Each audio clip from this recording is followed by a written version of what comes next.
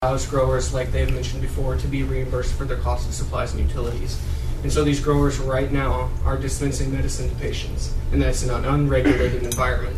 These growers don't card people, they don't card for minors. Like she had pointed out, they're in non-commercial environments. These are entities that are established out of people's homes, so regulating them to be in commercial environments, having cameras, paperwork for everything that comes in the building. We have to keep our records for 30 days for our cameras. The Oregon Health Authority can come in at any time they want and check our compliance with those cameras. Any marijuana that comes in the building has to be signed off, and it has to be also ID, photocopies of every single ID has to be taken care of when it comes in and out of the building. So I think that allowing something to already operate and not regulate it is something that is not smart.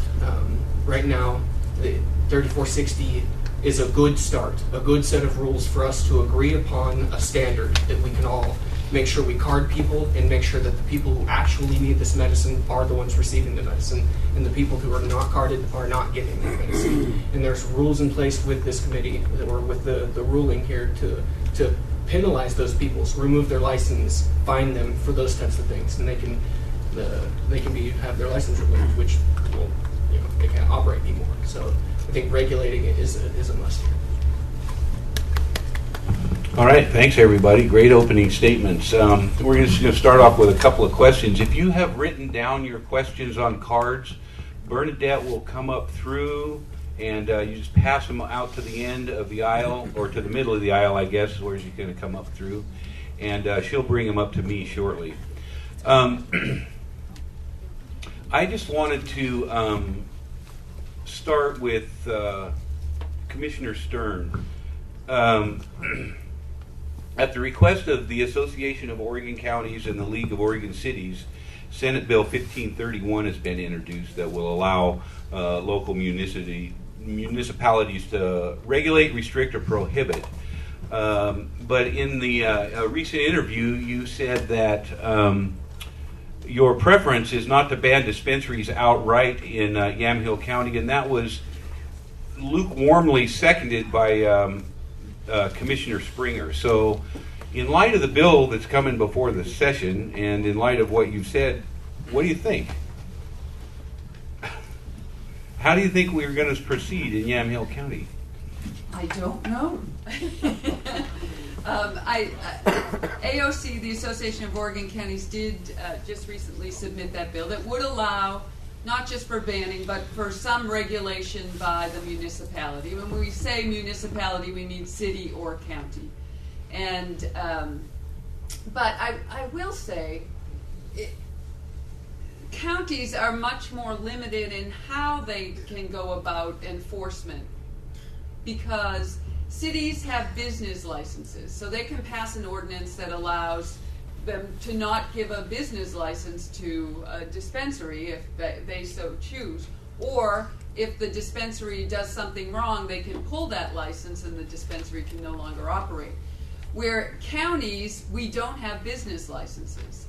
So what we would have to do then, if somebody violated, if we initiate an ordinance that sets up some guidelines and a dispensary owner violates those, we would have to take them into circuit court and under a nuisance theory, and we would have to then prosecute them for a code enforcement violation and go through that. So it puts a lot more onus on the county. It would be a lot more work, but I would hope that, I mean, I think an outright ban stating that dispensaries are not allowed because they don't comply with federal law, according to Legislative Council, as you pointed out at the beginning, that's not going to fly. And it seems to me that the Attorney General, when she ran, she said she was in favor of legalizing marijuana. I think it was clear from her staff who were present with the RAC that there's not a lot of interest in being too tough on the rules, and listening to suggestions from the sheriffs and police chiefs and the DA, then DA Rob Bovett, who now works for the Association of Oregon Counties. And so we're caught in the middle of, we're damned if we do and we're damned if we don't. If we ban them, we'll be sued. If we regulate or pass an ordinance that regulates somewhat, we'll have to sue and then we'll be sued back. So we don't really know what the right path is at this point, and we're trying to figure it out, and it's difficult, but all I can say is that I will do my best to work on it and give it the best consideration that I can. Great, thank you. Sheriff Crabtree, I know you have mentioned on a couple of different occasions your concern about the lack of funds to properly administer this program. Could you talk to us a little bit about that? The House Bill 3460 in law has nothing to do with rules. It's actually in the law that allows the state of Oregon to collect $803,000 and some change per biennium. Can you all hear me? No. It's not working, is it? Swallow the mic. Yeah. Kiss the mic. How about that? Okay. I don't have to. I do, that's why I'm sitting over here. Where was I? The House Bill 3460, the law itself, not the rules, but the law, very clearly states that the state can collect up to $803,000 and some change per biennium to administer the marijuana dispensary program. That works out to just a little over $400,000 per year. The OHA, the Oregon Health Authority, estimates that they can buy 4 staff with $803,000 per biennium. 4 staff equals 2 field inspectors and 2 office help. They estimate that those 2 field inspectors can reasonably manage between 35 and 70 dispensaries throughout the state of Oregon. I've heard estimates that we may be looking at up to 300 and maybe more dispensaries throughout the state. The governor, as Anthony pointed out, very clearly stated, and this was in a signing letter, and it was as clear as you saw it on the board. He expects extraordinarily vigorous enforcement by the OHA to deal with dispensaries. Those are strong words. Those are your governor. Those are words from your governor. I've never heard such strong demands. Extraordinarily vigorous enforcement. So when I was on the rack, what I was looking at is, can we meet the demand of the governor? Can the OHA provide extraordinarily vigorous enforcement with 2 field inspectors throughout the state of Oregon?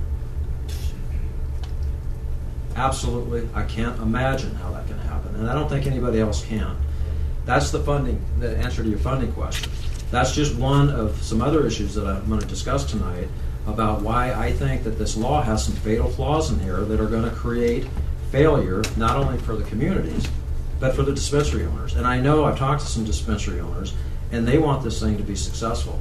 We're setting them up for failure, and we're setting our community up for failure if we have a law that is absolutely broken, and we know it's broken before we even implement it. All right, thank you. There was some discussion by the District Attorney Bavette about putting in a legislative punch list to get some kind of, correction out of this next session. That is problematic for 2 reasons. One, it's a really short session, and 2, it could impact, if there was a change statutorily, it could impact the way the rules are implemented. And so rather than do that, they've issued the rules as temporary rules, and then after session they're going to come back and go after them again and issue the final rules, and then we'll see if we can get better. But the sheriff is correct. There are some verbiage in the law and now in the rules that really make it tough for the dispensary owners to meet the criteria, for the administrative authorities to administer the program adequately. 2 field inspectors and 300 facilities. That's 180 facilities a year for each person, basically. So you can do the math there. Also, one more quick question, Sheriff Crabtree, is you raised some concerns in an interview about medibles being available in dispensaries. For anybody that doesn't know, a medible is a marijuana-infused edible, hence medible.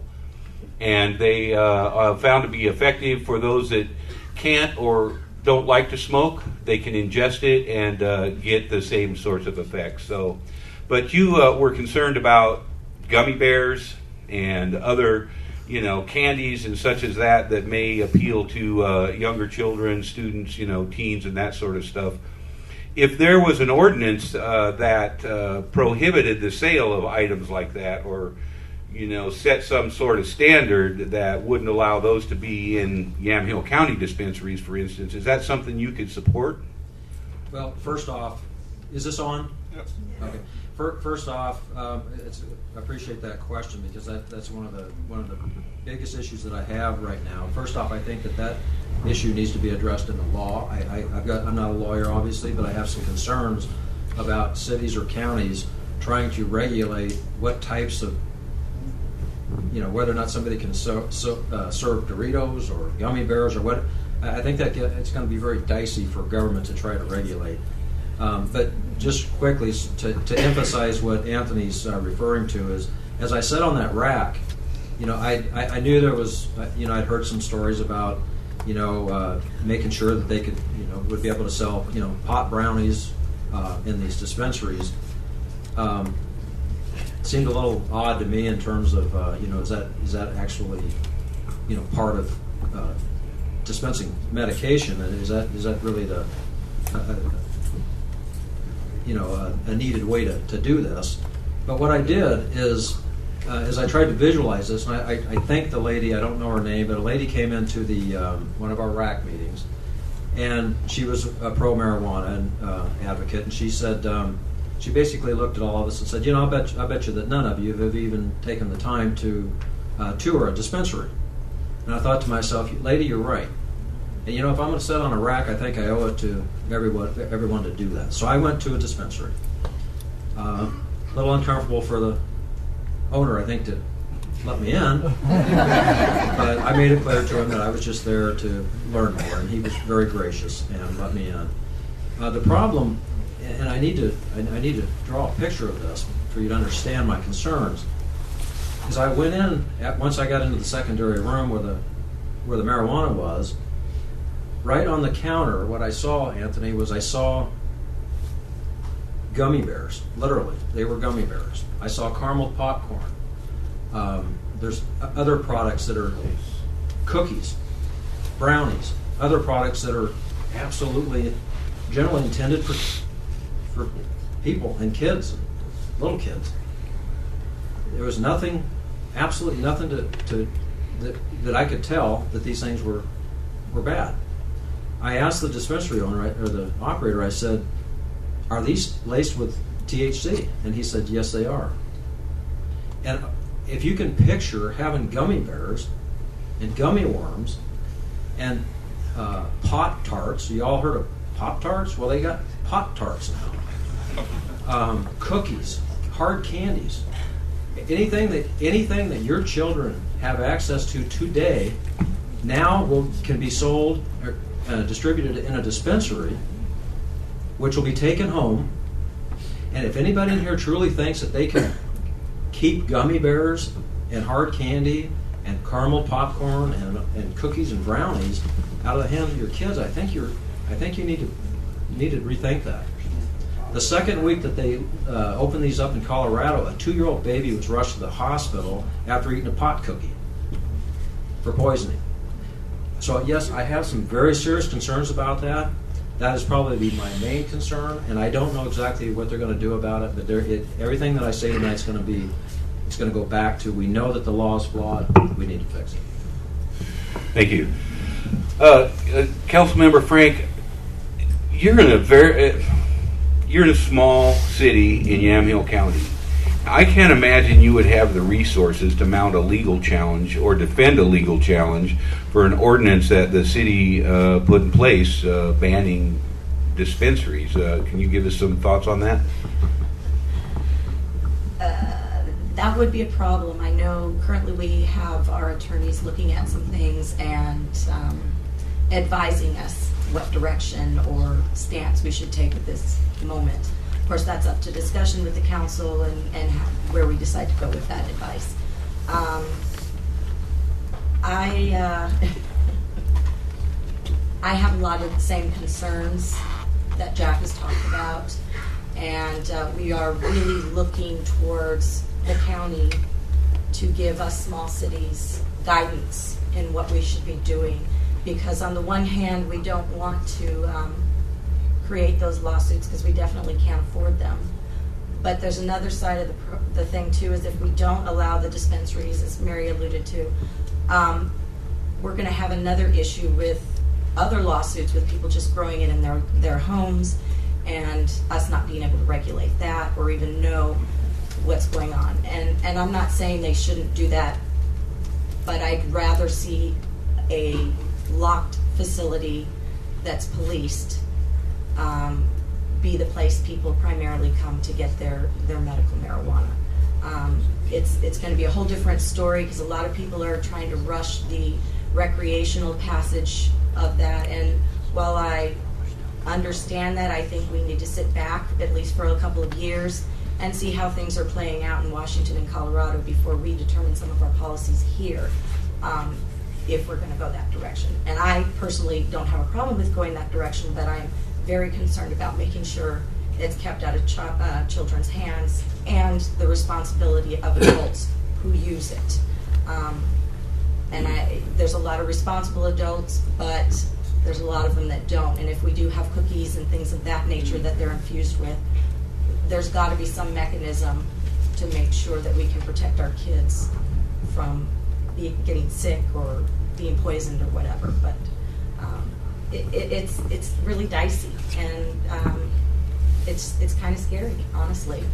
I mean, it's a great thing, and it's very therapeutic, but it creates so many different problems at the level that I'm at in terms of complaints and ordinances and smells and people's having homes next to a rental and the guy can't rent it because they're growing marijuana there. And then you've got 14-year-old kids coming down the street and they can smell it. And I literally heard this 14-year-old kid say, "Oh my gosh, you can smell it. It's just there for the taking." That's a little scary, you know what I mean? And so if we truly want to protect our kids, but also be compassionate, we've got to find some kind of policies that work to protect our kids, and definitely educate the adults about protecting their kids. Thank you. Andrew, I know you're really buckled down trying to meet the criteria of these new rules that they've put out, and I know, having been in your facility myself, that you have, you have popcorn. Is that what they're calling it, popcorn? And you have the medibles and the things of that nature. Given the fact that minors aren't allowed in any part of the dispensary that where marijuana is present, and that only adults are allowed to purchase the medical marijuana. What are your experiences, and what are you seeing now? I mean, do you get a sense that these medibles are finding their way home to the children, or do you find that typically the patients have locked storage for their medications and things of that nature? So can you give us some insight onto that? My experience in dealing with patients is that some of them do have kids, and it is obviously a concern keeping marijuana out of the kids' hands. A lot of patients, though, on the other hand, they can't smoke it. There's a lot of people that have respiratory problems, and just even the idea of smoking it is not going to be good. For them, the alternative is to consume it. Albeit there is non-medical or edible ways to do this. There's hash pills, things that don't necessarily resemble edibles, but under the definition of the guise of the law, it is still considered an edible. It's something that you ingest. It's not marijuana that's smoked, so the person can actually use it medically beneficial instead of having to inhale the fumes and all those things that can be potentially harmful for someone that's doing that. So the medibles, I think that it in being in an like gummy bear, for instance, is a concern. But there are also alternatives out there so the person who's trying to find that medically beneficial aspect of the marijuana doesn't necessarily have to get a gummy bear. They can get an RSO pill that's just a straight extract. And so when we talk about the regulation of pills, well, it's got to be common sense of adults to be able to lock it up in their cabinets and that type of thing. So I think there's ways around still allowing medibles, but making it to where it's not sought after when it comes to the eyes of kids when they see it lying around, for instance. One more question, Andrew. How are you? I know that the rules require some pretty stringent tracking of marijuana that's being transferred in to the facility as well as being transferred out. Do you find those rules to be adequate? And do you foresee any diversion of usable marijuana into illegitimate channels? I think that the rulings placed so far are adequate. They do mandate a photocopy of IDs every single time marijuana is brought into the building and out of the building. These growers obviously are registered from the Oregon Health Authority. There's data on them. Patients as well are registered under the registry system. So I think that the photocopy idea actually is a good start. It's going to deter the people that are going to want to do criminal activities from even putting their information on the line in the first place. And I think what it also does is it helps with the 5% rule. The Oregon Health Authority has actually allowed 5% of us to have for moisture loss and breakdown of handling and processing. I think the 5% is adequate. It allows facility owners to justify the cost of the moisture loss, but then it isn't a high enough number for them to potentially have diversion of marijuana going out of the building. All entrances and exits of the facility must be on camera from 15 feet outside of the facility. So, I mean, when you have people coming in, they can only step foot in the building after being recorded. So I think it's adequate to deter the people that don't want to do the legal activities. All right, thank you very much. Anthony, I'm sorry, can I just add one? Yes, absolutely. Hold on. Yeah. I think that's a really good question in terms of diversion and what may be misused going in and out. But I want to point out that the House Bill 3460 allows a person with a medical marijuana card to go into a dispensary and purchase 24 ounces of marijuana. And for those of you that know ounces, that's 1.5 pounds. If you break 1.5 pounds of marijuana down, you can roll up to 1,800 joints. So when we talk about diversion and possible misuse of the marijuana, it's not going to happen on camera. I can go in, I get my 1.5 pounds today, and I go back tomorrow and get me another 1.5 pounds. I don't know how long it would take somebody to smoke 1,800 joints. But there's absolutely no controls on somebody going back the next week or the next day and buying another 1.5 pounds. So the diversion isn't going to occur on camera, and it's not going to occur on paper. You just need to understand that. Well, Andrew, what do you think about that? I know that a lot of facilities don't allow for a patient to actually come in and purchase that much, and would never allow them to come in and purchase that much again for the next day. So can you speak to that? Yeah, 3460, he is correct. It does allow facilities to transfer up to the allowed amounts of each person. But then again, 1.5 pounds for people that have high medical needs. Rick Simpson oil, you break it down into a concentrate, you're not left over with 1.5 pounds. That's not many people know about the Rick Simpson oil and what you're left over with. So I think that those patients that have that high medical value going through rigorous cancer treatment, they do need that extra concentrated benefit of all that. Okay, thank you.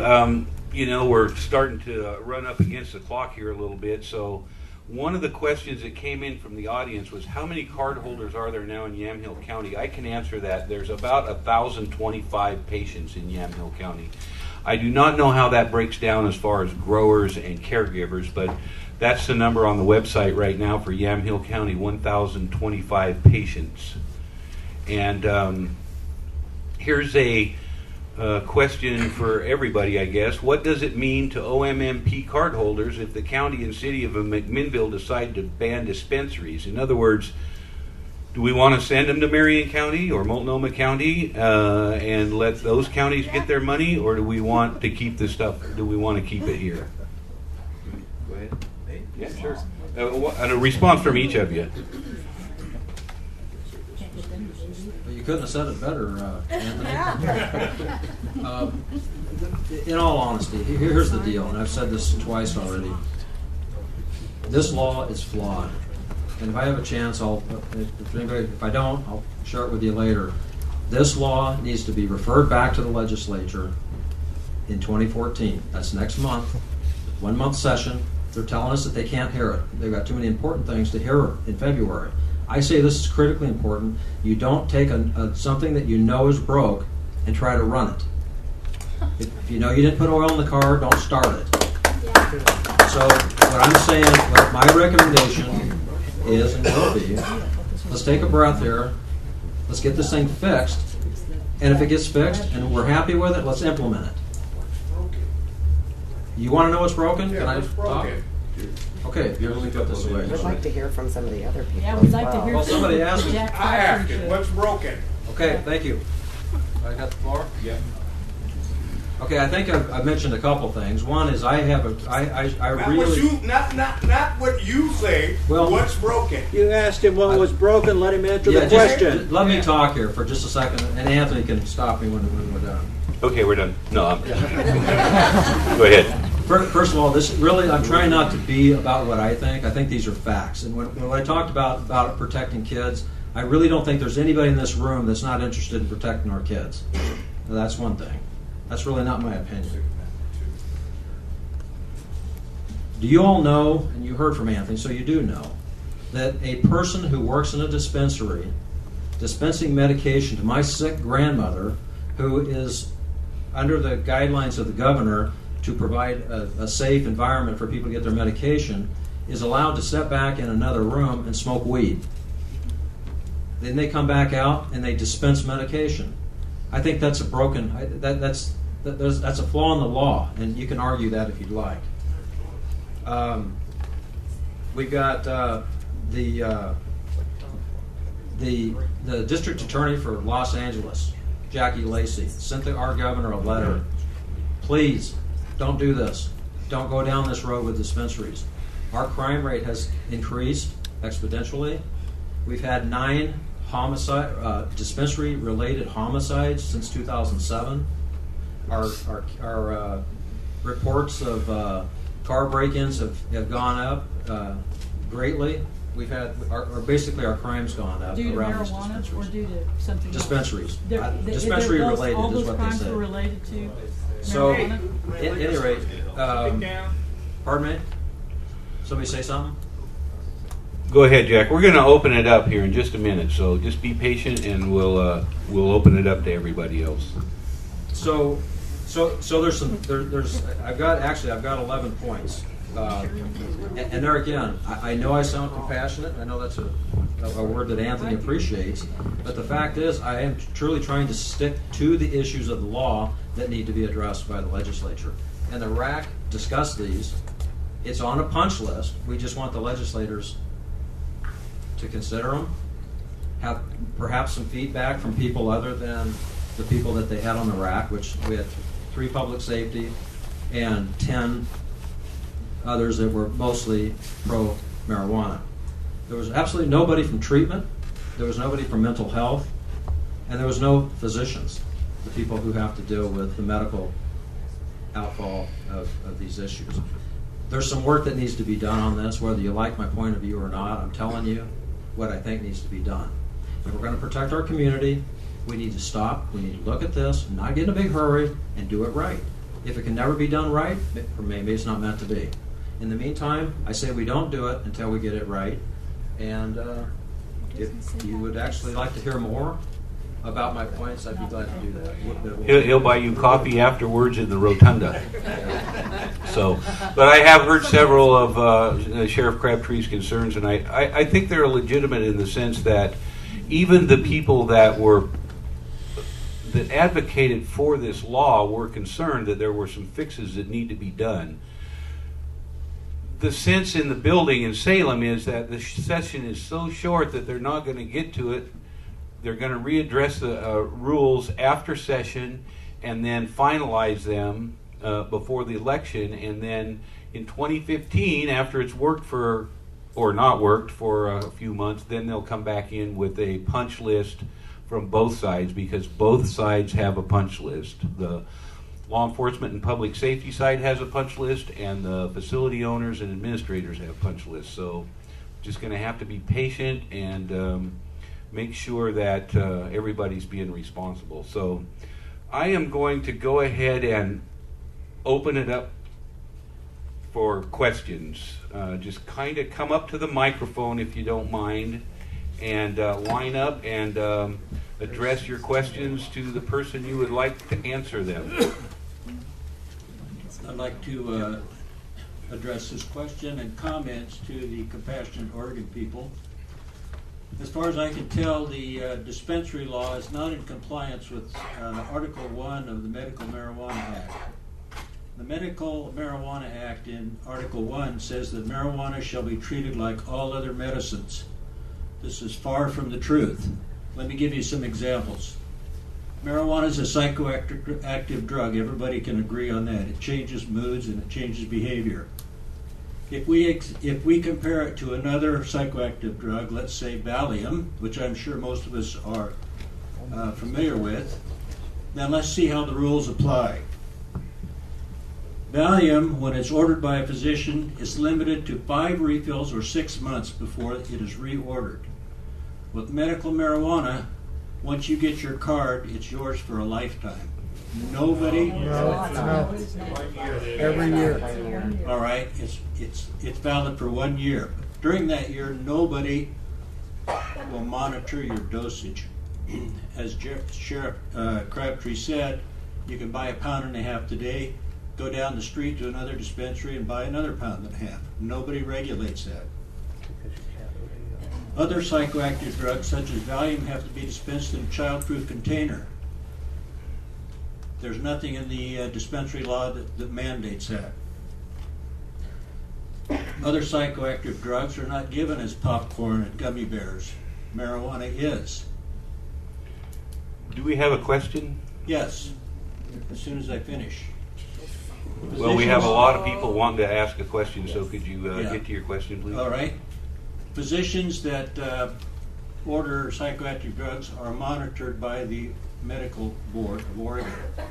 Not so with marijuana. So my question with you is, how can you say that dispensaries are in compliance with Article 1 of the Marijuana Act when such is not the case?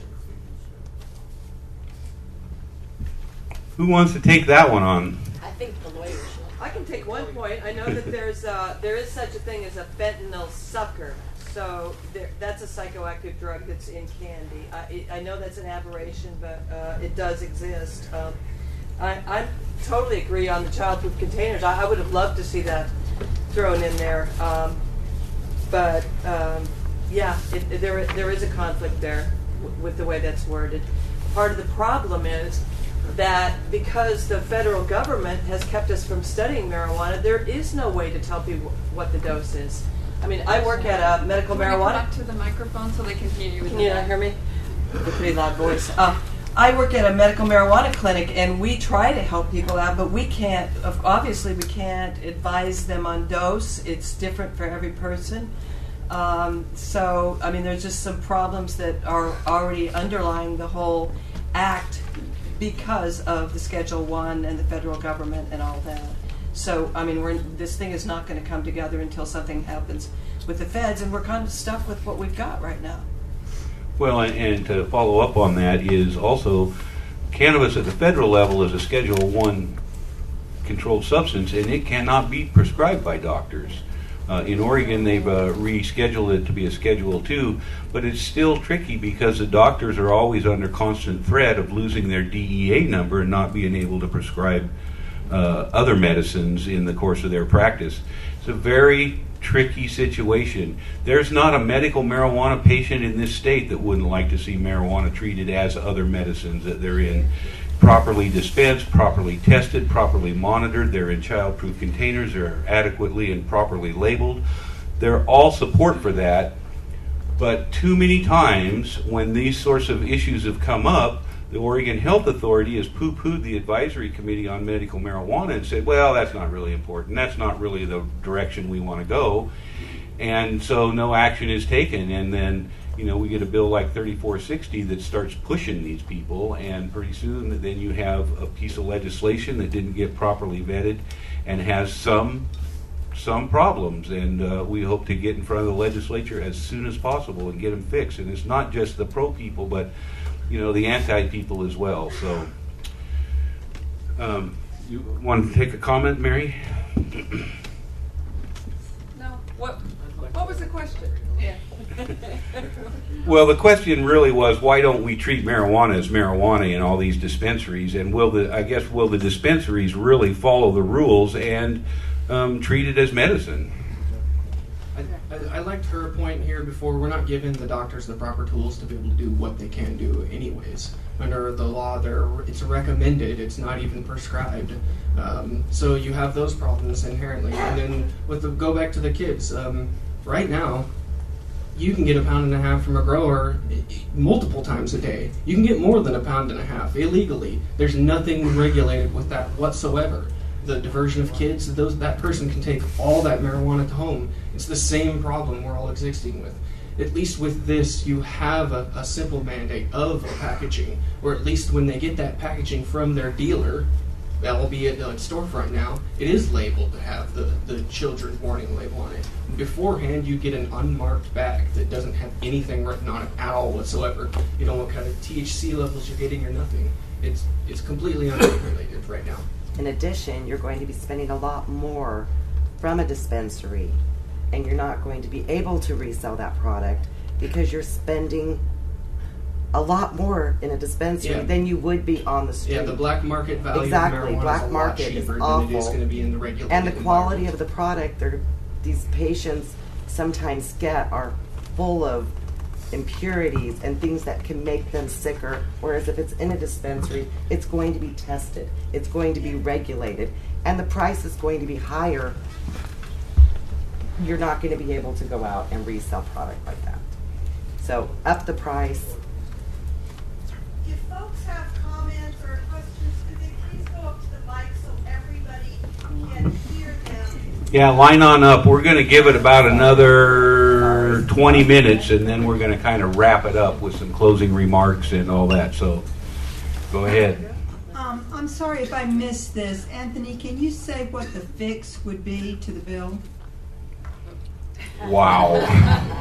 That's too much. Well, I will tell you that Compassionate Oregon, after the second version of the rules was submitted, we put together a 14-page critique and came up with a lot of things that need to be changed. Like, right now the patient owns all the marijuana, but yet the grower can make a deal with the patient and the and the facility, and the grower gets paid the money. I think that's a flaw, and Sheriff Crabtree has a list. The proponents have a list. The testing situation right now with cannabis is still up in the air, and if not changed, may actually bring the whole program to a screeching halt because of the inability of inexperienced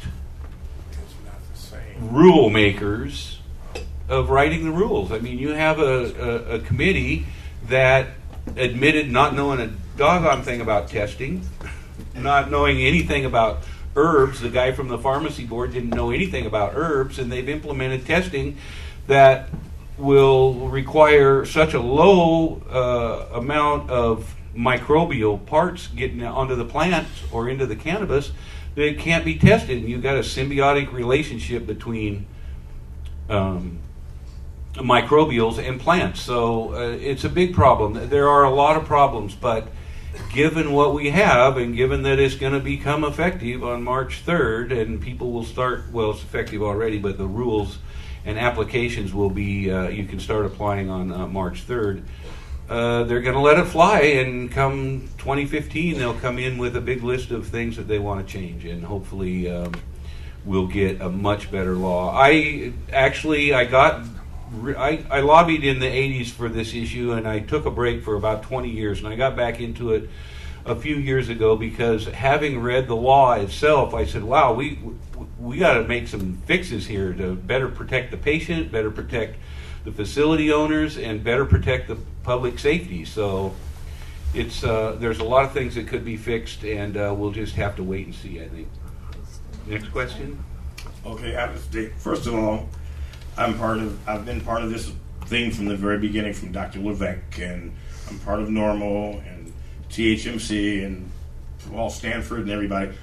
What it comes down to is basic adultness. You know, the politically correctness, we understand that, but we're adults, so we have to, the liquor store, you have to take care of that. You have to be an adult and quit telling people to tell you what you're supposed. You know right from wrong. We don't have to be told. When we were children, your parents told you, wait till you're 18, you get to make your own decisions. I'm almost 60. I'm still not making my own decisions because I haven't somebody telling me what, when, and how long to do something, and I'm still an adult. I have children myself. I'm a card holder, been having. First number was 00004. That's how long I've been in this program. So, we have to learn to be adults, and we know how to take care of our children. We understand how to do all this. So what we have to learn to do is, it's not all about money. It's a patient thing. And the money comes along, but everything is about, the first thing out of anybody's mouth is money. That's the first thing. And like, we voted for this law, and now the little municipalities and everything are trying to supersede the law by making up, well, we don't want this in our town. But why would we vote? It's like somebody voted for you, and then after you won, they came up and told you, well, you can't do this now. Well, do we have a question? Well, no, it's just a statement. Thank you. Could I just address a couple absolutely. things? I get it. We are all adults, and we should be able to make decisions that impact our own lives. However, the three of us here, when we became elected officials and were sworn in, we each took an oath to uphold the constitutions of the state and the United States and uphold all the laws. So we've been put in a conflict. We can't do both right now, and that's what's problematic. You can't protect myself from myself. What's that? You can't protect me from me. I know So that, how does that work? but you have to just put yourself in my place. If you took this oath, and that oath includes upholding state law, upholding federal law, the state laws are conflicting as well as regarding land use. There's an ordinance that requires state agencies to coordinate. So we, the local jurisdictions, have to pass have to issue a land use compatibility statement to any of these other state agencies, ODOT, DEQ, water resources. We issue these to say what this person wants to do on this portion of land is okay by the land use laws of the state of Oregon. Well, the OHA, they don't have a requirement that the person who register come to the county. They just say, you might not be compatible with land use, but you might be. But that's not our concern. They're wanting the county then to, on its own, figure out where you are, and if you don't comply, then we have to go after you and enforce the laws. We're just put in an untenable situation, and it's just very difficult. And I get what you're saying. I looked online today for pictures of the candy. They had Kit Kat bars and what looked like Kit Kat bars. I can't remember the name, and Oreos, and they looked like that. The packaging was similar, but it was the THC infused whatever, and or medibles. Yeah. And I was reading the comments underneath, and they were really interesting. But talking about people saying, they look like these cookies and candy and sugar and all this bad stuff, and that could go into our children's bodies. And someone wrote and said, you put it in without the THC, that, all this cookies and junk and candy and all of these things that are harming your children and causing them to be obese. You don't seem too concerned about that. Well, what are you worried about? It was just, but it was so, it just points out what an odd position we're in here. And it's just very strange. I wanted to say that many of the concerns that both opponents and proponents have are really the same. They're really not that different, and we all have this concern for our children and their safety, and making sure that they can grow up happy and healthy without any interference, especially from dumb adults. It's unfortunate we have dumb adults, but really, the concerns are very much the same, and the law is flawed. We have many laws that are flawed, many laws that are flawed, and oftentimes we don't know how flawed they are until we actually roll them out and run them and figure out what we need to do to change them. So while I am not happy with some of the things with the law, I think there are lots of things we can still do to improve the law that will give the county and cities some sort of guidance and direction that will help us to better manage them, I guess, if you want to say. Because I personally don't want to prohibit them, but I do want them policed and taken care of and that sort of thing. And I'm very concerned about kids. And so that is my main concern. But one of the other things I wanted to mention, not to bring up a can of worms, but because I am sort of an advocate for gummy worms. Gummy worms. No, is the fact that while I'm a little conflicted about a dispensary owner being able to smoke pot, I kind of also equate it to, well, what about a store owner that comes in and has a prescription for something and they have to take it when they're working? What really is the difference? You know what I'm saying? Especially if you're using it for medical purposes. There is a concern about doctors being more involved, and I am all for that because we definitely need to start understanding, what the dosages are, how we can use them. I mean, there are many cases where now even some small children in other states in very serious conditions, of course, in very small amounts, they're helping them not to have seizures and that sort of thing. So, there's a good part of it that we need to use, but we need to make sure that we protect people as well. So that's my thing. We're getting close to the end of this thing. Let's take these last three people that are in line, and then I've got one final question for all the panel members, and then we're going to close it up, go downstairs, and have a beer. And for some of those of you that believe in the Budweiser commercial, grab some buds. But anyway, go ahead. Yeah, I had a question concerning the industry side of this. I hear a lot of people, you're all comparing marijuana to a drug that you would find in a pharmacy, Valium or Vicodin or anything like that. You're trying to move it toward being a medicine. Whereas pharmaceutical companies make money, they make a profit. And is it fair to compare marijuana to pharmaceutical drugs? And then is it fair to the industry to say that you can't turn a profit, that these dispensaries aren't going to be able to turn a profit? Where you're trying to put these pharmacy restrictions on a facility and say that it can't have the same opportunity to turn a profit? I don't quite understand that. Good comment. Well, just in fairness, we're not the ones that made the law. I understand that. I'm saying in your opinion, from your view. But as far as us trying to turn it into medicine, that's not our role either. The HB 3460 refers to it as medicine. The person who gives the medicine gives it to patients. This is what the law says. And Annette was referring to the to this issue regarding pharmacists, but a pharmacist, I can assure you, will be sent home if they go to work, if they show up for work and they're impaired. They're dispensing medication to patients.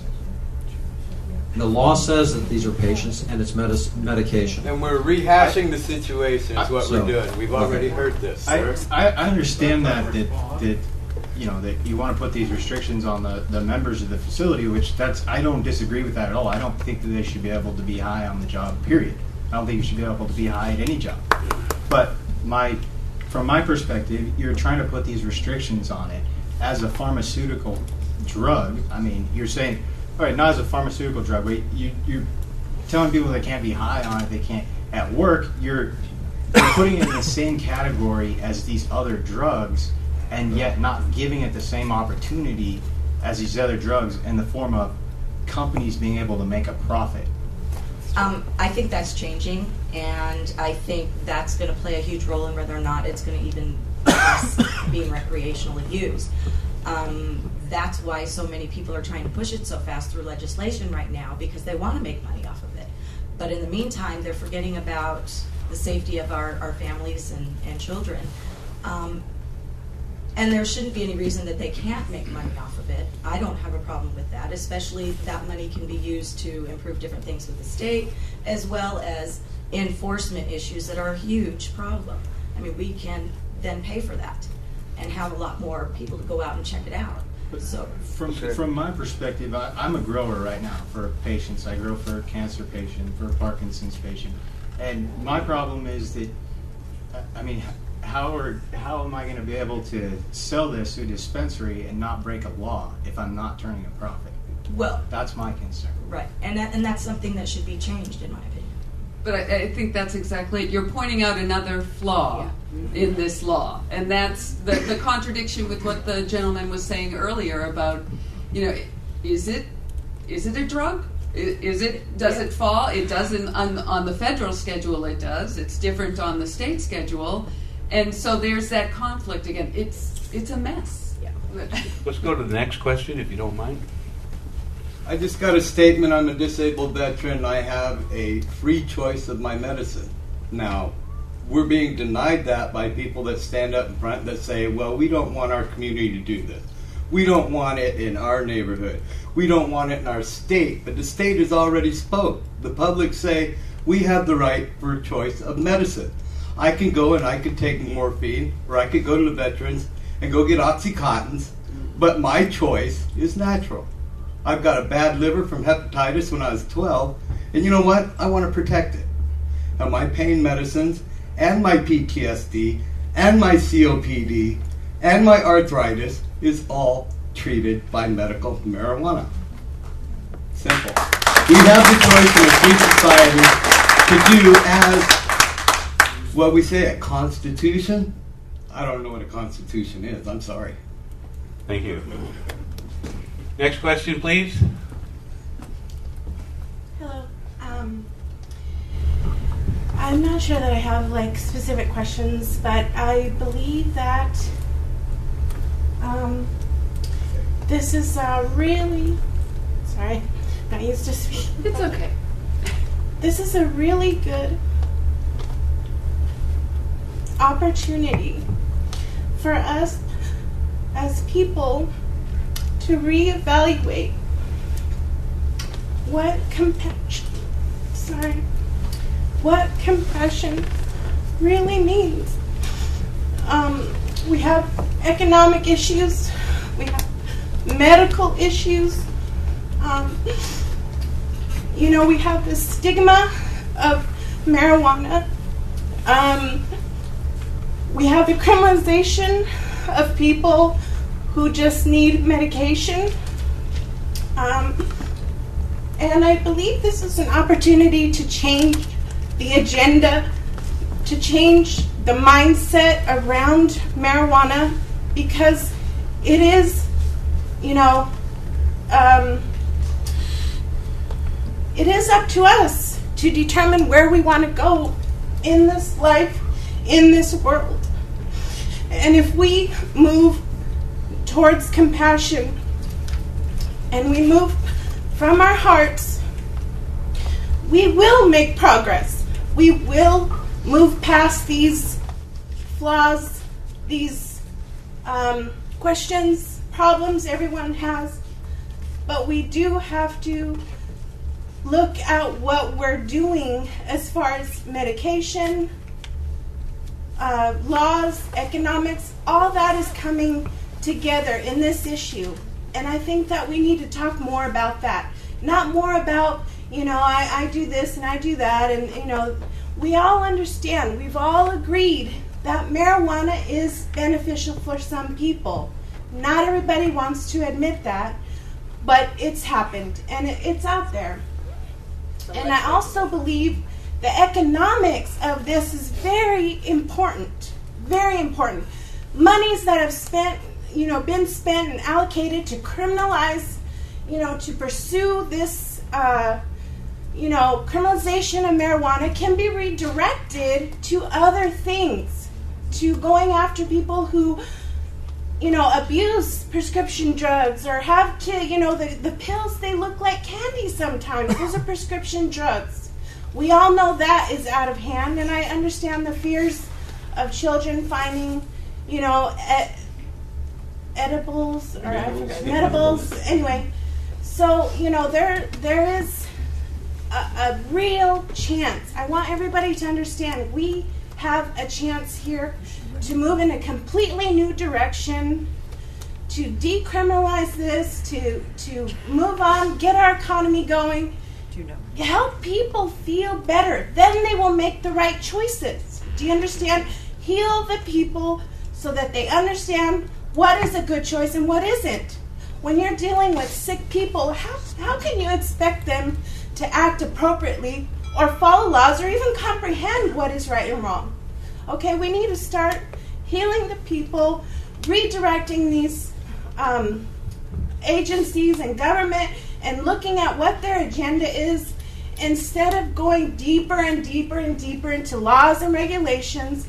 I think we have a real opportunity here, and I really want everyone to spend some time on what is compassionate, what is compassionate for the children, because I am a mother, I'm a grandmother, and I'm really afraid at what's happening in our country. And I don't want this to become another stepping stone for evil agendas, that have no place in a loving, compassionate society, that we have a chance to grow here in Oregon, where I was born. And I love it here, and I don't want anything to get worse. Thank you. Thank you. Thank you. I have one final question for the panel. There was one more lady. Oh, is there somebody hiding? Yeah, she was hiding. She was up there all along. See, I can't do that. I can't hide behind the post anymore. Go ahead. I'm not much of a public speaker, but... That's all right. She'll hold your hand right there. It just seems to me that the regulation, the main issues that they're having is the lack of regulation that went on for so long. And it's... I know they're trying to regulate, but like the woman said, the problem that we're having is we're pricing ourselves legally out of the market. And I mean, I'm just sitting here watching it happen. I'm glad it's finally happening, because the real danger to me is when people are accessing, doing what they have to do to get by. And I watched Mom do it, and I watched Dad do it, and I'm just really grateful that there's an opportunity now that I don't have to feel like a bad person. I can have some dignity and have my medication these days. But I agree that there's a huge problem in the regulatory, because it's too expensive legally. And, like you said, we don't want this going illegally. We want to fix that. Thank you. Well, my final question to the panel is, in light of the fact that dispensaries are already operating clearly outside of the law, and now we've got a law that brings them under the authority of a state government agency. They're licensed, they're regulated, they're inspected. Why would we not make allowances for those businesses that are operating outside the law now to bring them in under the law? I mean, if we're gonna, I know there's a couple of 3 dispensaries in Yamhill County right now. So why, once we get them licensed and regulated, do we want to ban them? Should we? Or should we let them, come to fruition and provide a very needed resource for patients that can't get marijuana for themselves? Well, can you hear me? Yeah. I'll go back to. I think that's a good question, but the problem is it doesn't address the issue. The issue, it keeps going back to. We've discussed a lot of flaws in the law. Let's get them fixed. Let's look at this. Let's get something that we know, or at least believe. I mean, there are laws that are flawed, but I would hope that at least when they were enacted, at least at the time, that there was some belief that they were correct. We all know, and I don't think there's anybody in this room that would disagree with the fact that there are flaws in this law. Let's get it fixed and then take it from there. But the issue did come up at the racks about sort of what Anthony's saying, and here's what my take on that is. If you have somebody that's operating something below the law, against the law, should they be rewarded at a time where perhaps folks that have waited to do things legally, now the people that have waited are going to be penalized, and they're going to be behind the 8 ball because of the people who have been doing it illegally, who have their businesses in place. Should we reward them and put them at the front of the line and reward them with a license? That's the question. I don't have the answer to it, but I do. I've always been kind of a firm believer in do things right, best you can, and stand in line. And when your number's called, then you take care of it. But as far as businesses that have been operating illegally, as far as grandfathering them in as a legitimate business, I personally have an issue with that. I think they're brave pioneers. They may be. Somebody had to start. The liquor store started that way. They did. They turned out to be kind of a bad thing too. Well, I don't know of the dispensaries, illegally operating dispensaries in Yamhill County, whether they're in the cities or in the rural area. And just to touch on something Annette said, if we were to pass an ordinance in the county, it would not include the cities. So if you're within the city limits, that county ordinance would not apply. So we're pretty limited, I think, county as a county in where we would be restricting, because the areas out in the rural areas are pretty slim. Although there are probably several, and I think Jim has one in mind, and the law goes into effect in March, and people are going to be applying for dispensaries. So we're stuck in this catch-22, but we have to decide which road we're going to go down and figure it out from there. And I'm only one voice on a board of commissioners with 2 others, and we had a really great, thoughtful discussion about it last week. We'll have a public hearing next week. We'll have more thoughtful discussion. You saw in the paper, Commissioner Springer had a family member who benefited from it, and so we understand the compassionate side of it and the need for compassion. But again, we're stuck back in that position where we're conflicted by the oaths that we took. This is kind of a hard question because on the one hand, I think some of the guys that are operating illegally are conflicted about how they are supposed to go about getting legal. And it's really God, it's such a touchy situation because of the way the law is written and everything. I would like to see them have the opportunity, given maybe a grace period, to come to meet the law. And then if they don't do so by that time, then they lose their ability to do so. But it is very similar to the days of Prohibition, and we need to think about how that has worked or hasn't worked as far as alcohol and all these other things. You know, we have history to look at to give us an idea, and you know, we still have problems. We have lots of laws with alcohol, and we still have lots of problems. So just making more laws doesn't necessarily mean it's going to change anything. I mean, that's the same with gun laws. Everybody's up in arms about, you know, more gun laws being passed, because the laws don't necessarily stop the criminals from doing what they're going to do. So let's legitimize what we can and regulate. And that's the best way, I think, that we can do that. And by getting everybody, proponents and opponents, in on the conversation from the get-go is what should have done before the bill ever went into effect, with real people like the audience, not just legislators who have their own agendas. I think a better bill could have been written. So I encourage everybody to write to your representatives and say something to them about this law, proponent or opponent. You know, there's some changes that definitely need to be done, and that's where I stand.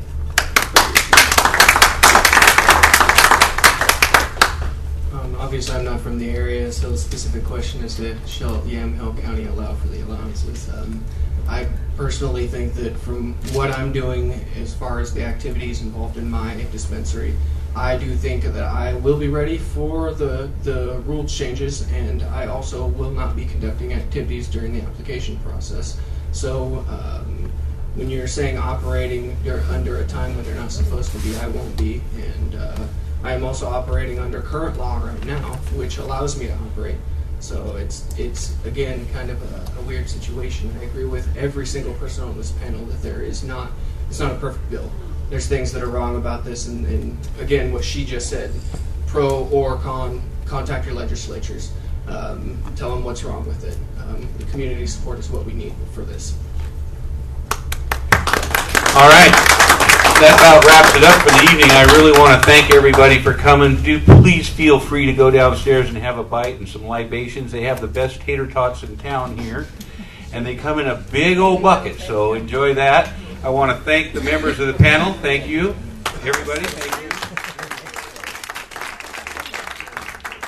And again, next week, the County Commission will be taking this up. The following week, I believe the city will be taking it up, so I encourage everybody to get active and attend those meetings and let them know how you feel about the new laws. Thanks, everybody, again for coming. Enjoy the rest of the evening. It was interesting to hear some of that. You know, they keep saying that the old about children has nothing to do with anything. Because if you have a liquor cabinet and your kid gets drunk, then you have a minor in possession, and you have an adult. That's right. And I bet you 90%